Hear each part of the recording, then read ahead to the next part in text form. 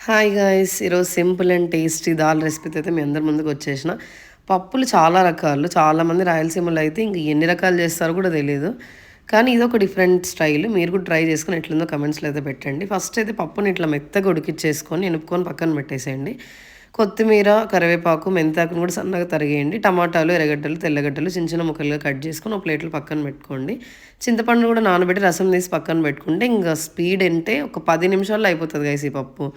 First అయితే ఒక గిన్నె పెట్టుకొని ఆయిల్ వేసుకొని, ఆయిల్ కొంచెం హీట్ అయిన తర్వాత ఆవాలు, జీలకర్ర వేసేసి అవి కొంచెం చిటపటమన్న తర్వాత ఎర్రగడ్డల్ని, తెల్లగడ్డల్ని కట్ చేసుకున్నవి కూడా వేసి ఒక్కసారి అట్లా ఫ్రై చేసుకొని, ఇప్పుడు మెంతాకుని, కొత్తిమీరని, కరివేపాకుని సన్నగా తరిగేసినారు కదా, అది వేసేసి ఒక్కసారి అట్లా ఫ్రై చేసుకోండి. పచ్చిమిర్చిని మాత్రము డైరెక్ట్‌గా వేయకుండా కొంచెం ఇట్లా సాల్ట్ వేసుకొని మిక్సీలో బరకగా గ్రైండ్ చేసుకొని వేసుకుంటే టేస్ట్ చాలా బాగుంటుందంట.